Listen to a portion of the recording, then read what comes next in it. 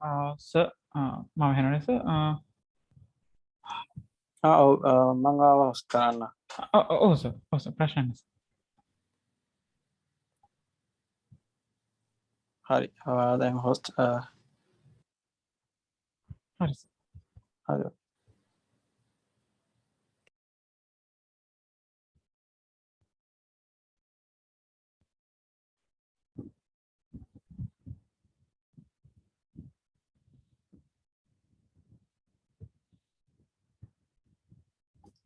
අක්කේ මේ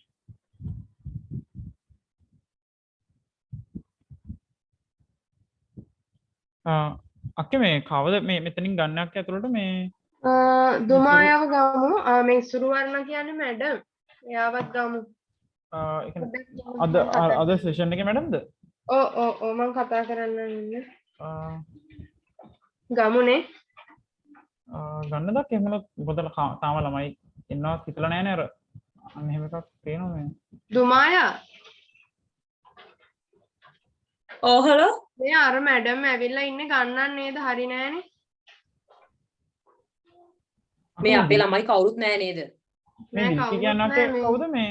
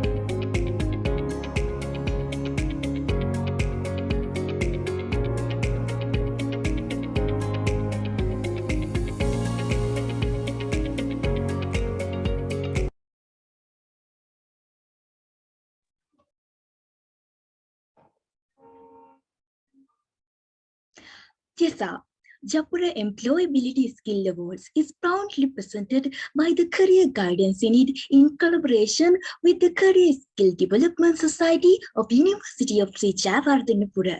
It is being inaugurated for the 7th consecutive year as well. So, good evening to all of you who are trying to hand with us today for the 5th workshop of JESA 2022, Simulation at Assessment Center.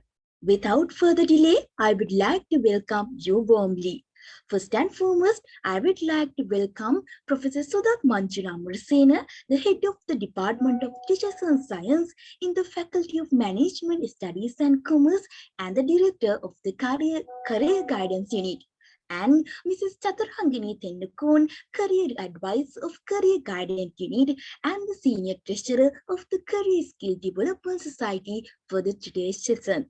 And then I want to take this opportunity to welcome the organizing committee members of JESA and JESA workshop series to this event.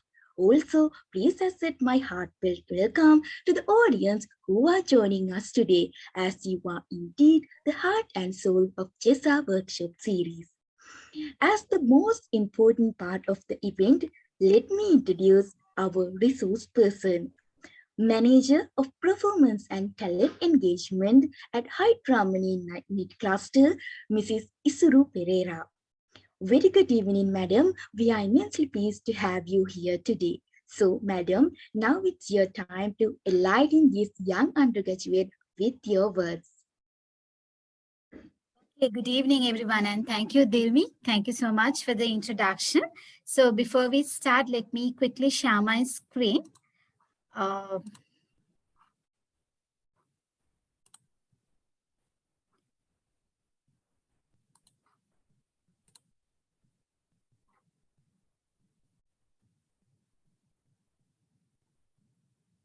Okay, I hope you all can see my screen.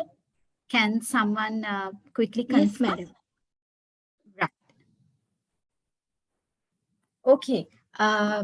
So thank you once again, everyone, and very good evening to you. It's a great pleasure for me also to be with the young graduates like this, undergrads like this. And without further ado, we can start the session, which is on workshop, which is on assessment centers.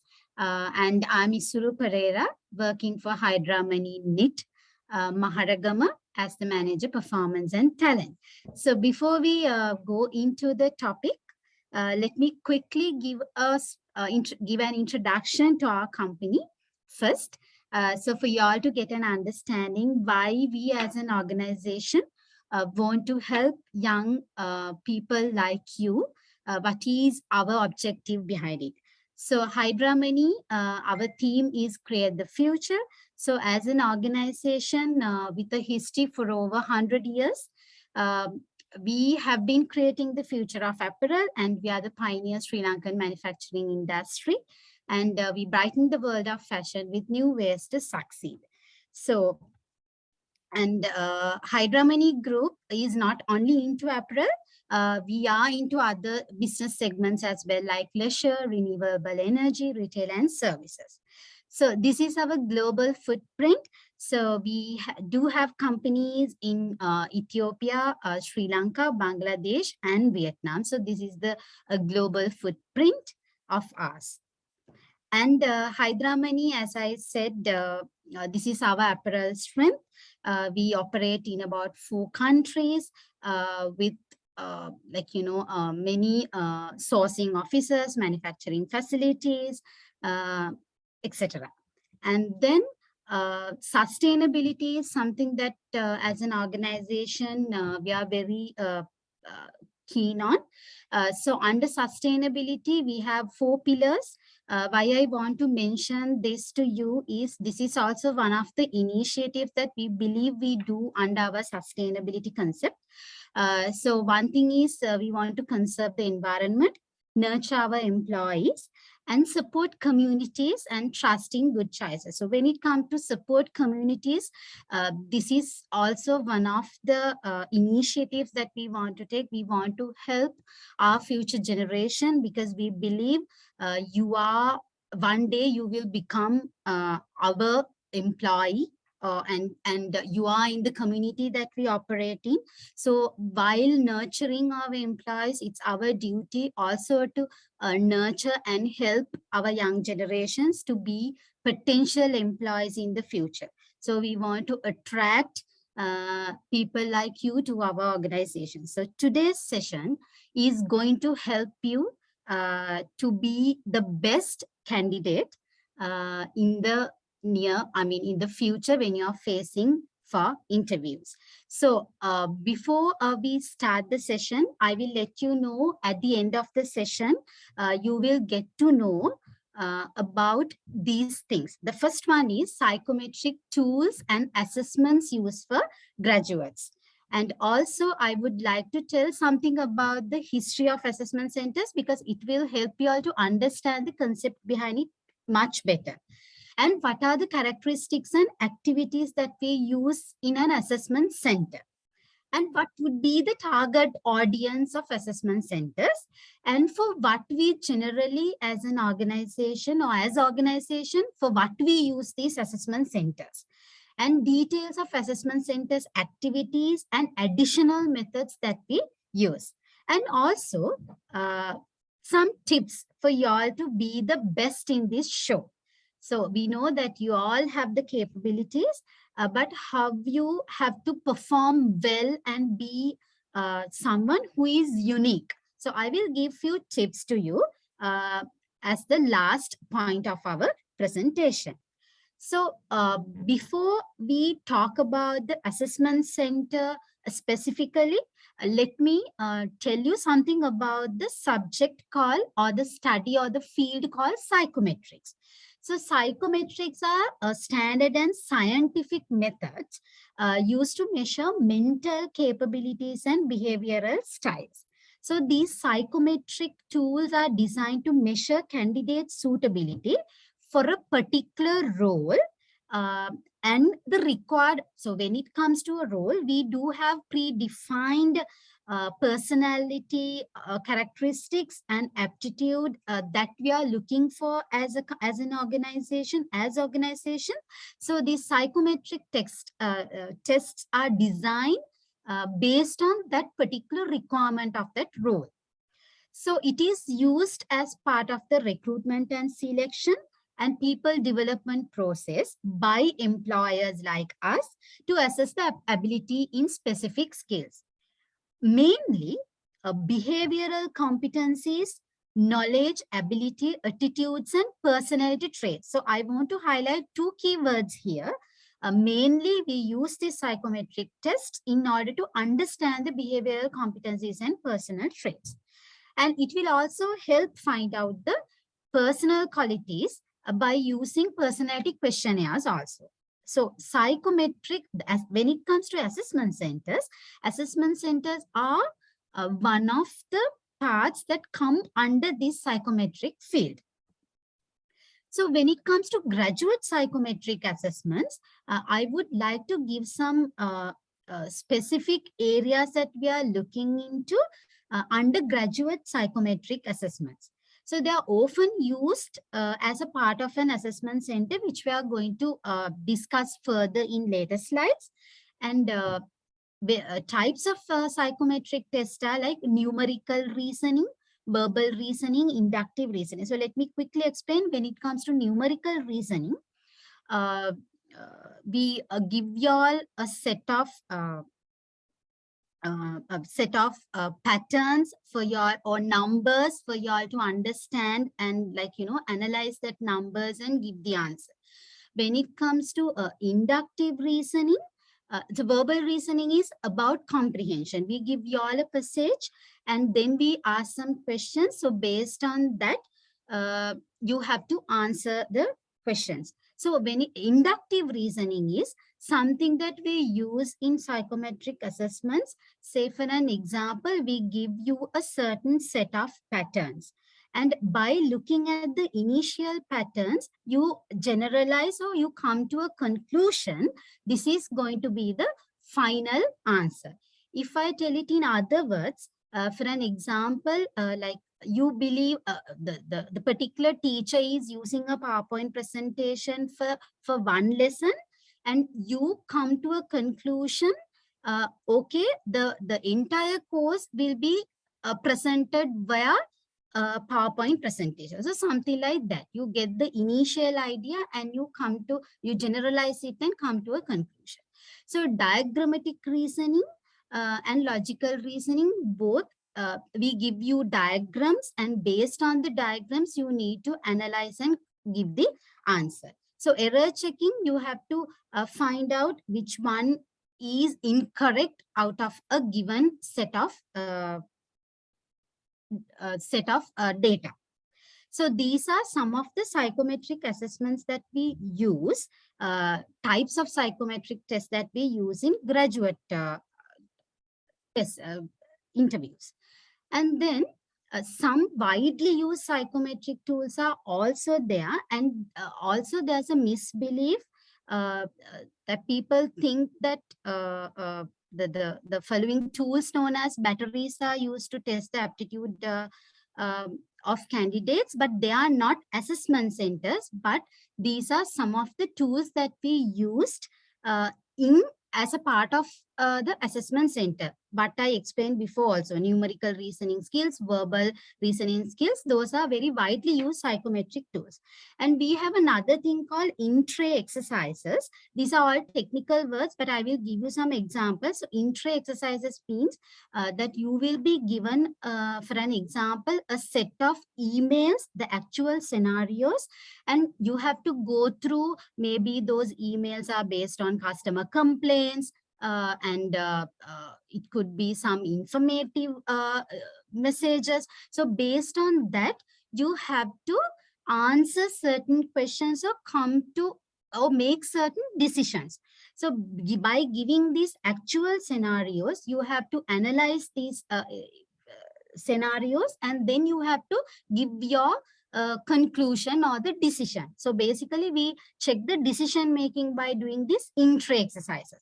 When you call it in-tray exercises, you will get the physical document. Like say if it is an email, you will be given a physical document or email document to check. Or else if it is e-tray exercises, you will have the e-forms or the e-documents to check and then to make the decision. So the next one is, again, this iris, that candidates will be given some work-based scenarios. Again, similar to the in-tray exercises, you will be given some actual scenarios, and then you will have to give the possible responses by analyzing the information given in that actual scenario. And the next one is learning potential computerized adaptive test. This will assess the present learning potential left in y'all and the future learning ability. So these are like some of the tools that we use, widely used as psychometric tools. But you don't have to remember all these technical words, because if you are to face such a psychometric test, you will be given the instructions by the recruiter. So you don't have to be worried. So this is just to enter into our topic that I'm explaining. We have these things on board under psychometric field of study. So then we are coming on to our main topic today, that is Assessment and Development Center. So Assessment and Development Center is also one of the widely used psychometric tools out of the ones that we discussed. So what we basically check by doing an assessment center or a development center, we are looking for behavioral competencies. When I say behavioral competencies, in any organization, we do have our own competency framework.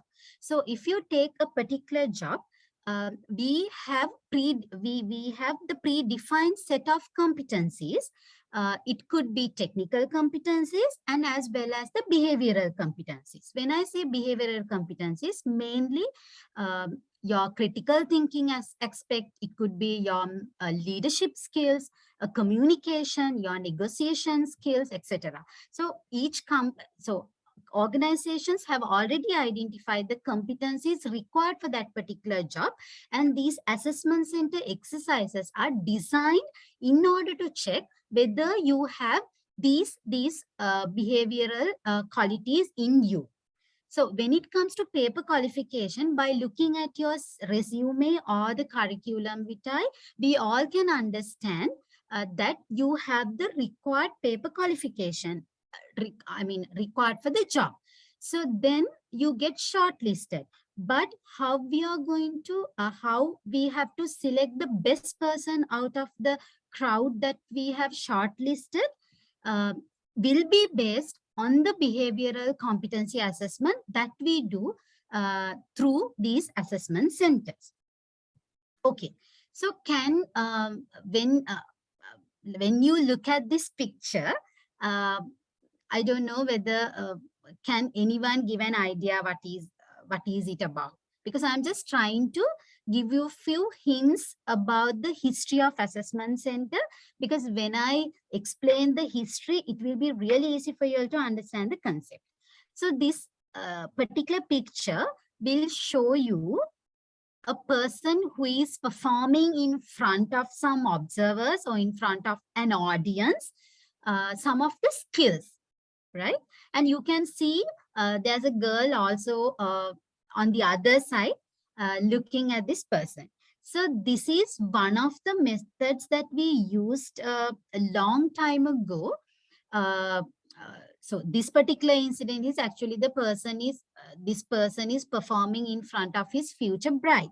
So this person will be selected as the best groom for this princess based on the skills that he is going to show. So assessment center is also something like this. So you all will be selected for the assessment center based on your initial qualification, but you have to demonstrate your skills in front of us, in front of an audience or the observers to get to prove yourself as the best person for this. So this is how a long time ago it has been, even this assessment center concept has been used even in the history. So this history goes about like in India, which has been used, the book called Arthashastra, if you have heard of it. Arthashastra is a Sanskrit Indian manual which was talking about the politics they used in India during the time of a Mauryan dynasty. So this book has been written by the author called Chanakya or Kautilya. So Chanakya was the chief minister to the emperor of Chandragupta, who was the founder of Mauryan dynasty. So at that time, this assessment center concept had been used by them in order to assess candidates for their ministerial positions. So through observation, performance appraisal, they were selected as the best minister during that time. So this has a long history. It's not a new concept. And then slowly or gradually, the early application of this particular concept started by German army during the world wars to select the best, personnel for their army. And this was again adopted by British in order to select the War Office selection boards and civil services. And also it was again followed by USA, this for Office of Strategic Studies. And then the first commercial use had happened in 1956. AT&T use this for personal decisions such as potential appraisal and promotions. So that is how it came to the commercial part of it.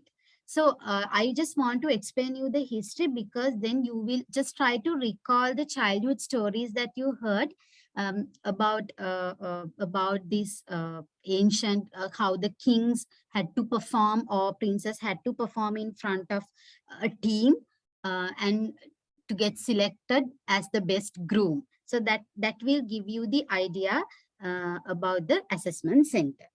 So again, so if you go for the definition of the assessment centers, it's a methodology used to observe behavioral competencies of candidates on predetermined criteria believed to be important for the position applied for, by exposing them to different situations. So I said we have a particular job, say for an example, if it is a management trainee job, then we have a predefined, determined criteria, different competencies lined up, which is required for this particular job. And we come up with set of exercises that we want to do with the candidates, creating different situations. And we get y'all to do that particular exercise in front of the panel, and panel will make a collective decision by looking at your performance. So this is what we call simply an assessment center. So as assessment center activities will always include or consist of group of participants, undertake range of exercises and simulations, which we will discuss in later slide. And these simulations will be observed by trained observers, representative from the particular organization. Then participants measured on a set of predetermined competencies related to this job. They will mark you, say, communication skills, negotiation skills, etc. for an example. And then the final decisions will be made based on multiple observers and multiple sources. It's not one just singular or single person's decision, but it's a collective decisions that we are going to make through our observations. So these are the three main characteristics when it comes to assessment center.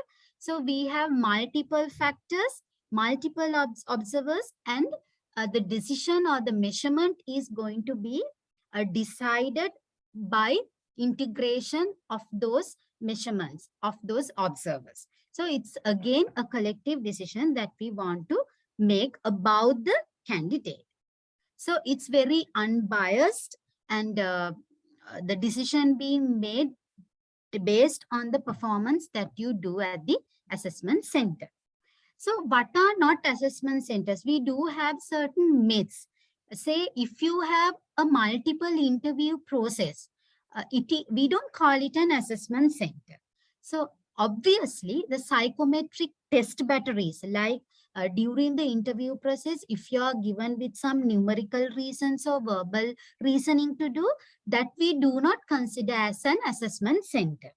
So all types of individual assessments that you are required to do during the interview process, again, is not an assessment center.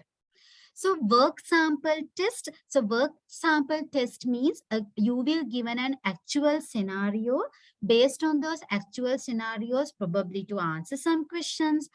So those things are not, those are not assessment center. So obviously, if there's a building label assessment center, that is also not going to be assessment centers. But all these things could be a part of it. So assessment centers always will be multiple activities that we are going to do. So these things individually will not make an assessment center, but it could be a part of it. Okay, so target audience of assessment centers, usually organizations use assessment centers for large group recruitments. When it comes to undergraduates like you will get the opportunity mostly if you apply for a management trainee job. So obviously you will have to face for this assessment center. So it does not stop at that point. Also for sales competency development program. So if you have certain sales personnel in organizations, in order to check their competencies, in order to identify the development needs, also we conduct these assessment centers. So I want to highlight that it's not only for recruitments that we use assessment centers. There are some other purposes. For other purposes also organization use this assessment center. So leadership development programs. So you have set of identified emerging leaders in the company, and if you want to develop their leadership skills, again we can use this concept assessment centers for that also.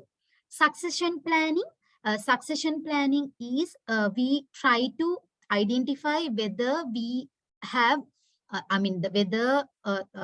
potential future roles are readily available in the company. So if we have a managing director position in the company, do we have another person in the pipeline who will be ready to take up that position as a successor? So for that, in order to identify successors, also we can use this assessment centers in organization. Okay, we have promotion cycle. So if you want to promote someone, to identify who is the best person to be promoted, again we can use assessment centers.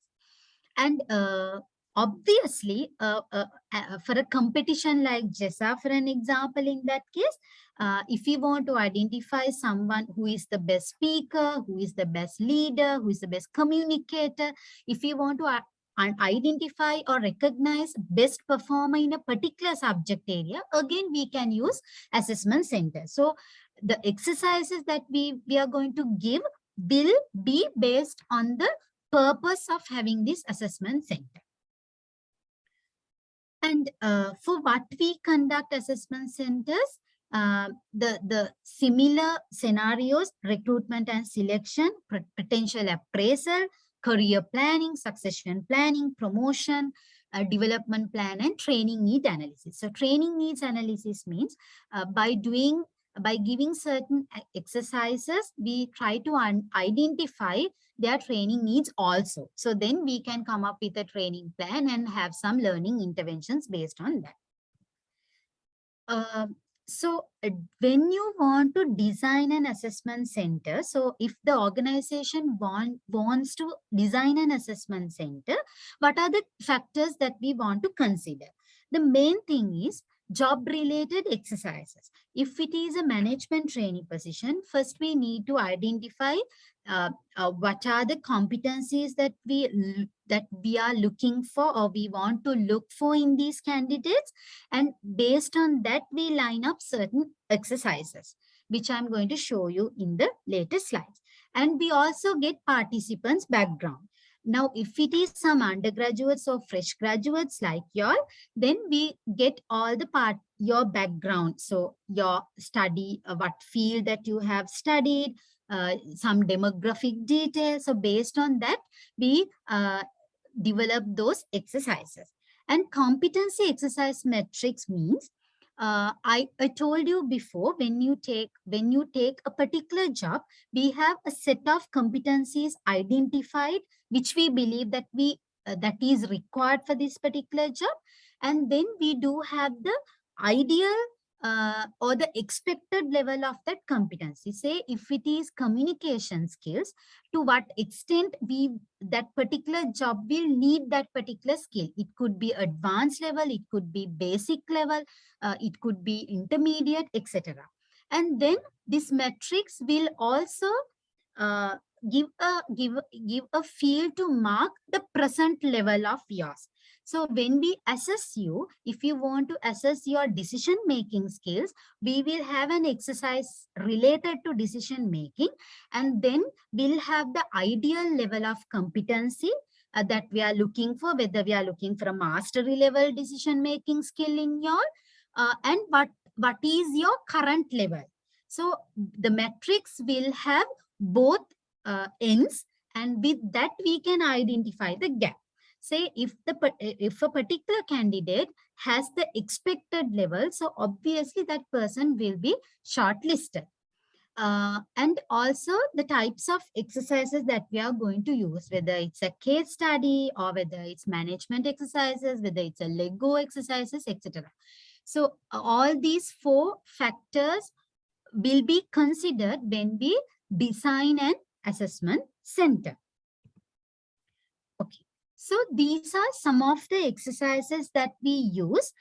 If you look at the left side, I have given the particular name of the exercise that we do, and on the right side, I have given the particular skill or the competency that we try to check or assess by doing this particular exercise with your. First one is icebreaker. By doing icebreakers, we usually do it as the first one in the assessment center. It will help everyone to know each other and also get everyone to be active. It's sort of an energizer that we do in order to break the ice. So this is usually we do it as the first step in the assessment center. So origami simulations is also, you know that origami. So origami simulations, we will give you some origamis to do. By doing that, we want to understand your time management skill, because you will be given a time frame to do this with the instructions. So your listening skills, to what extent that you have listened to the instructions given, will help you to do a better job, and how you are going to plan everything within the given time frame. And if you are doing it with your peers or with the other team members, how we are going to communicate with each other to make this more successful as a group. So these set of observers will observe the way you do these particular activities at that time, and they will rate you based on your performance. Lego simulation. Lego is, you will be given a sample Lego and same set of blocks, and you will have to follow the instructions, and by looking at that particular sample given, you have to, as a team, you have to make that particular Lego. So then as a team, how we are going to lead everyone. So obviously there will be you have to appoint a leader in the team, and you by looking at it, we can identify to what extent that you have used your creative thinking to this particular Lego. So likewise, we use these type of simulations. Group discussion. So group discussion, we can give you a particular scenario, and as a group, you have to discuss and come up with the expected result. So by doing this, we want to see how we are going to negotiate with each other. Say we can have 2 groups, and we will give one particular task. Say for an example, someone to sell a particular good to another group. So then that group will be given a limited resources, for an example. Then how we are going to negotiate with the other group, to get the goods to the limited resources that you are using, the limited resources that you all have. So to what extent you can influence the other group, negotiate with them, and to what extent the other group can sell their idea to you all these things will be monitored during group discussions. I'm just giving a few examples only here, but there could be different, types of exercises even under group discussions that organizations will use for this purpose. Presentation. So you will given a particular topic, and then you have to do a presentation. So you will given a time frame, and there will be an outcome communicated to you in advance. So how we are going to present that to the audience? How confident you are in presenting your idea to the audience, and the clarity of the presentation will be assessed by these set of observers.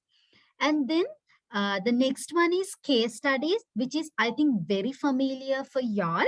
So case study will be given. Based on the case study, there will be certain questions for y'all to answer. So with that, the observers will try to understand your analytical skills and mainly your attention to detail. You know, when you go through a case study, it's very, very important that you jot down the details, because those details will give you the best answer, the possible answer. So attention to detail is a must, because in certain jobs, say for an example, if you take a customer service, or say for an example, in an organization like us, we'll have a role called merchandiser. So these people will get lot of data and information from the customer, and to what extent you have this attention to detail skill will help you perform a good job.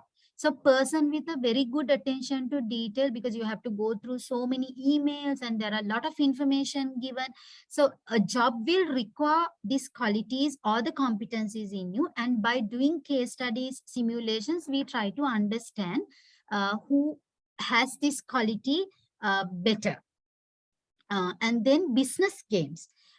By doing certain business game, role plays, and we again try to understand your critical thinking, the risk management skill, and also the decision making. So risk management, in the sense, we can give a scenario uh, uh, where you have to come up with a contingency plan, and to what extent that you are ready to take up that risk. So all these things will be checked during this assessment center exercises time. So in basket exercises, again, I was talking about this in tray exercises, and in basket exercises are also the same thing. So you will be given some actual scenarios, a set of emails, a set of problem pieces, and then by studying that, you have to make make decisions by discussing with your team. So then you, to what extent you are confident about it, and your creative thinking and leadership skills will be checked with that.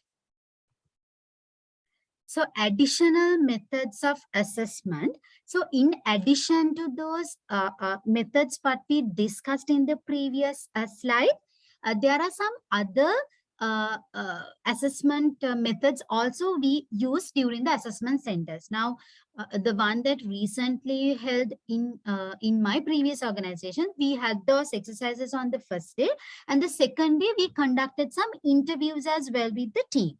So the observers will also ask, like, do another interview with you. That interview mostly based on the behavioral based questions will be asked. So probably you have to tell them, like, say they will ask, okay, come up with an actual scenario or incident that you recently demonstrated your influencing skills. So you have to, it's very open-ended questions being asked, and then you have to answer those behavioral based questions. The psychometric instruments that I at the very beginning we were discussing, so I'm not going to repeat that. So certain other psychometric tools will also be used as an additional method. And then the next one is some questionnaires. Questionnaires will be given for you to answer. So the sociometry is I think it is going to be a new thing for you all maybe. So sociometry is a concept that we use as an additional method in assessment centers. This is, we get the peers to rate you all. So now as a team, you have been doing exercises in the assessment centers, then your peers also can assess you to, to what extent you have maintained your interpersonal relationship with the team, how good you are at communicating with your peers. So peers also will give some rating. So based on that, we can identify whether you are a good team player, whether you fit with any set of people. So those things will also be identified by using this sociometric methodology in assessment centers. Okay, so with that, I will definitely give you a chance to ask some questions. Now we are coming on to the other, the tips part of it, which is going to be the best part of the entire thing, I believe. So how we are going to be the best in show, right? So you all will get shortlisted most of the time based on the basic information given in your resume. But to be the bestest out of the best will depend on your performance at the assessment center, in case if the organization is going to make the final decision based on assessment center. So in order to be the best in show, there are some critical factors required for your performance. One is the personality, the second is the ability, third is the interest, fourth is the motivation. So these are the 4 critical factors that we believe that you need to have in order to be a better performer, right? So when you look at this picture, I have given 4 types of motorbikes, right? So, and I have also given the engine capacity underneath, starting from 49 cc to it goes up to 1000 cc, the racing bike. So the performance of these 4 bikes are not the same, right? They are obviously different. So how it has become different purely based on its engine capacity, right? So in the same way, I want to explain how capacity differentiates the performance. So these bikes will perform in different ways based on their engine capacity. So similarly, the capacity of a person, which is decided upon one's brain power. Okay. So in other words, which is the engine? So our engine is our brain. So how can you gain this? This can be gained by educational qualification and experience. So obviously, when you pass out from the university, you will have this educational qualifications. You are rich in that. So we all believe the similar or the same paper qualification you will have when you get out of the university. So experience you will get with the time. But even at the university, by doing certain extracurricular activities, you acquire certain experience or some skills into your life, in addition to the educational qualifications that you do. That is why we always ask questions about the extracurricular activities that you do in the university, because when it comes to educational qualification, we know that everyone, the most of you are at the same level. So the competitive advantage that you have will be gained by doing certain, extracurricular activities, the experience that you gain by them. And also the motivation is one of the factors that you need to have. It's a must. So not that I can't do it, but I can do it.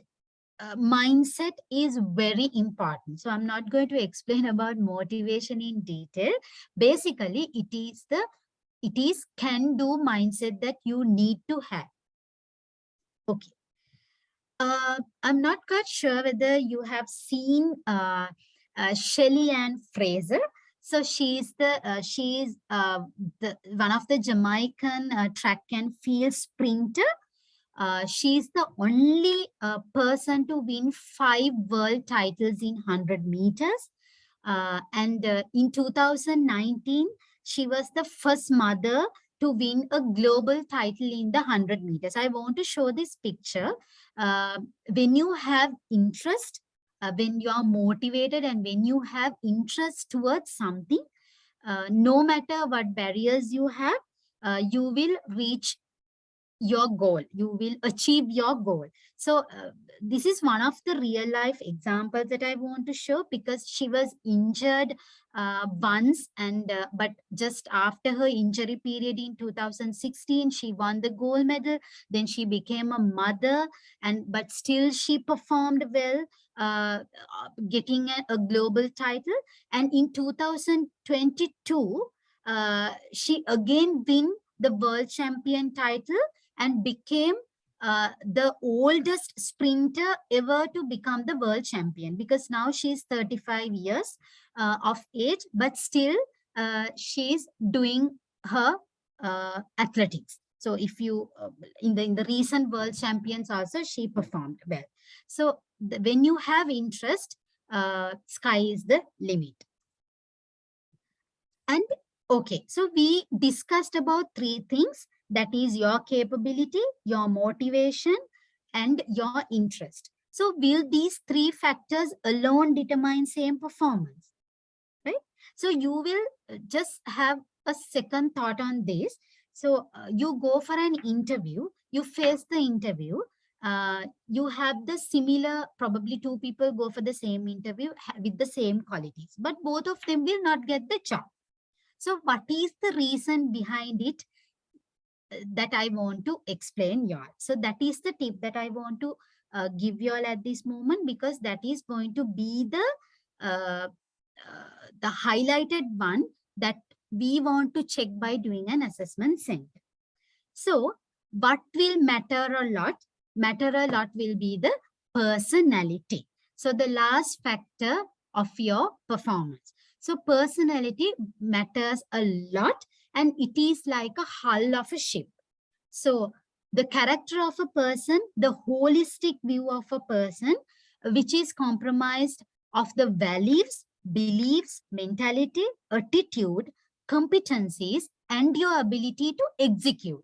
So by doing an assessment center, all the employers or the prospective employers will look at these qualities or these personality traits in you. So you get shortlisted for the capacity and the educational qualification, and because you are interested in that job, you apply for it. But why one person will get the job and why not the other person? Purely based on the personality and the ability to execute. So by doing assessment centers, we try to understand whether you have the ability to execute. That is why we want to give some exercises to y'all, and then we try to observe your attitude, because these set of observers will carefully study and examine the way you behave within that particular group. So that is how they want to understand this person is going to be the best fit for this particular role. So with that, I want to conclude the session about assessment centers, and just want to remind you about our engagement with the university. So the Best Communicator Award selection happened in 2021. We conducted similar session like this. So we want to continue the relationship we have with the university, and it's a great pleasure for us also. So with that, we can wind up this session, and I'm going into questions and answers forum.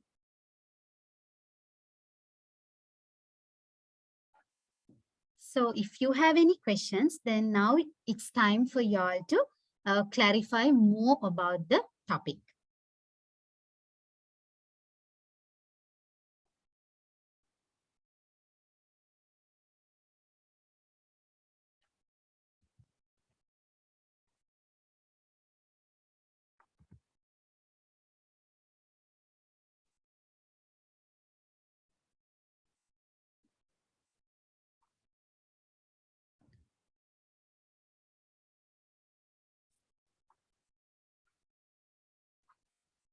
If you are not willing to ask, you can even use the chat box.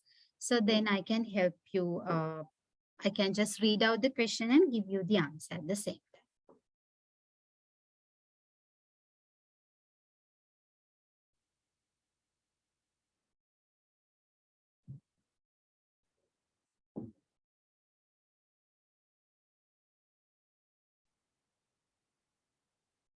Dilmi, do you think that they have questions?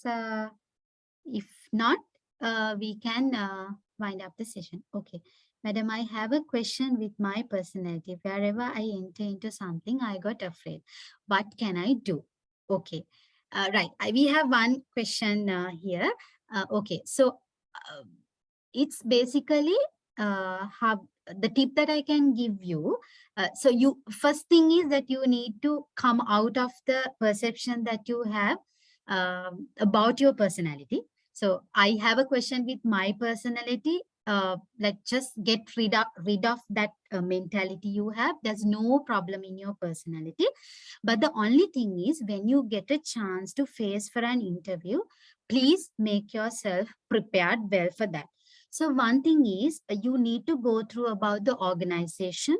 Just browse the website and try to understand well about the organization, their vision, and the recent activities that they have done, some sort of an idea about the organization.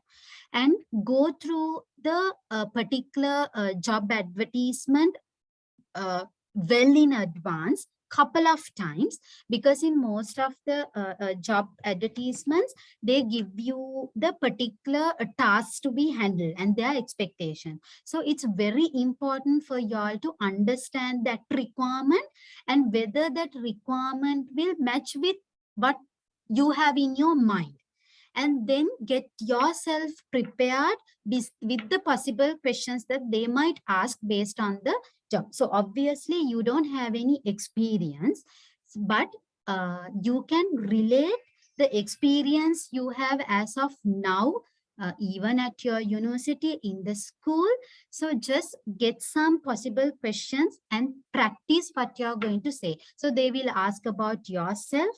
And obviously, don't try to repeat the things that you have in the CV, but just try to give them some sort of an idea, the things that you have not mentioned in your CV. So then write that and practice well in front of the mirror, or how we are going to face that.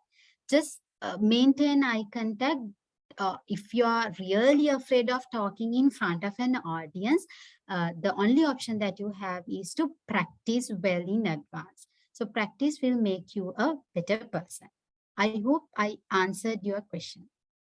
Go through your, first go through your, the job advertisements that you have received. Prepare your CV based on the job requirement. Don't have a general CV for all the jobs that you apply. So always customize your CV based on the job advertisement, and prepare yourself with the possible questions, because they will ask some questions based on the job role given. So get ready with that. And open-ended questions they will ask, as I told, like you have just give an example that you have demonstrated this particular skill during your university life, and what sort of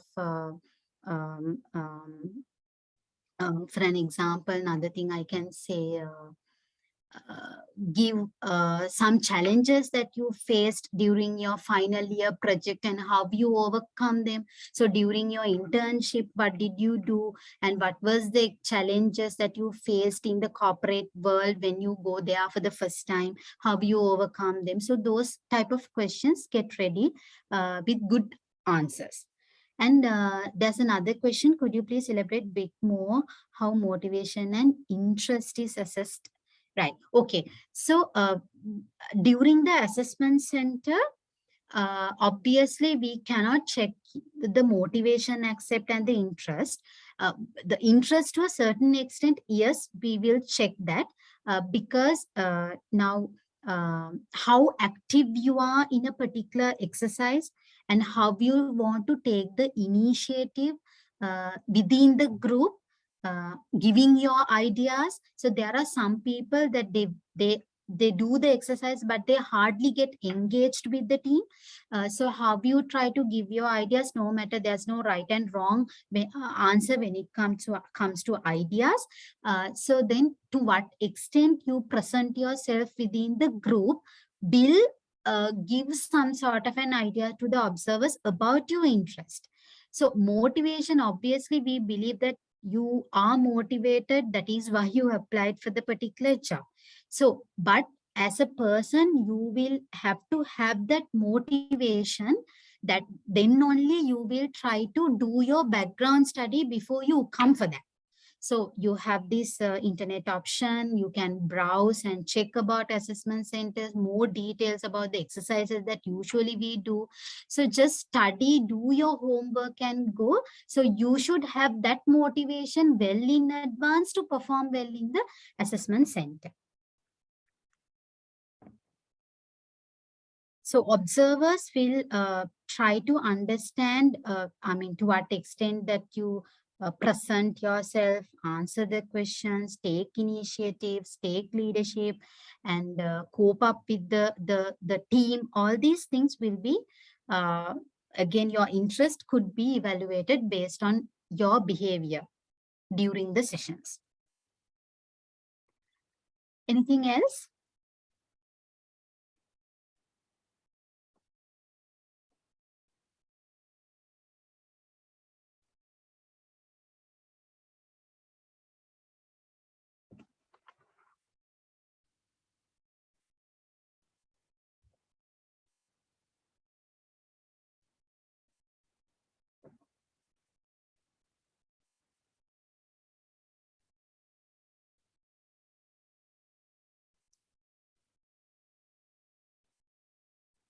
Dilmi, can you confirm if they have any other questions? If not, I can go to the last slide.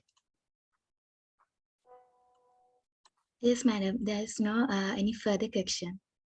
Right. Okay. So then,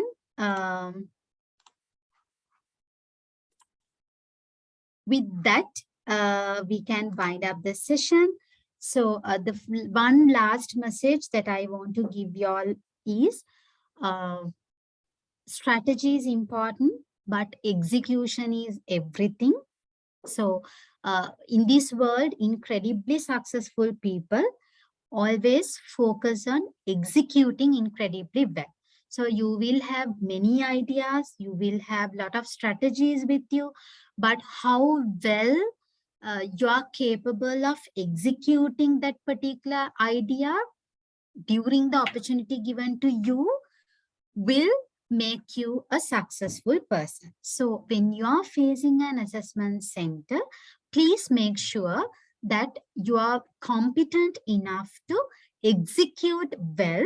So the tips are, please listen well, like follow the instructions and be a good team player, and try to execute your idea by influencing others, by negotiating with others, and then only these observers will recognize you as a unique person out of the group of people that we assess. So please do remember, successful people focus on executing incredibly well. So thank you so much, everyone, for giving me this opportunity also to talk to y'all. And I believe this session will help you and gave you some tips how to face your assessment centers in future. So let's do keep in touch. If you have any questions, if you want to have some personal coaching, we are always there to help you. So wish you all the very best for your future career. Thank you so much.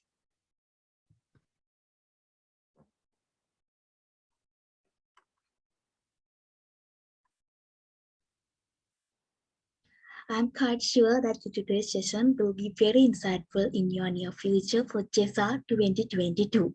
So it's great honor to remark the word of thanks for this insightful session. First, I would like to thank our resource person today, Mrs. Isuru Pereira, Manager of Performance and Talent Engagement in Hyderabad NEET Cluster. Thank you very much, dear ma'am, for spending your spacious time to be here with us today and sharing your knowledge with us. Your expert knowledge and experience altogether are indeed enlightenment to us. Also, I express my deep sense of gratitude to Professor Sudat Manjula Marasena, the head of the Department of Decision Science and the Director of Career Guidance Unit, for the guidance, encouragement, and support that you have given, making our effort a success. And my heartfelt thanks goes to Mrs. Chaturangani Tennakon, Career Advisor of the Career Guidance Unit and the Senior Treasurer of the Career Skill Development Society, for extending your helping hand at all moment of need. I thank all the members of the organizing committee for all the support in making this event a success. Last but not least, I would like to thank our amazing audience for joining us to make this session a success. Thank you very much for your cooperation. With that, we shall mark the end of our session today. Good night and stay safe.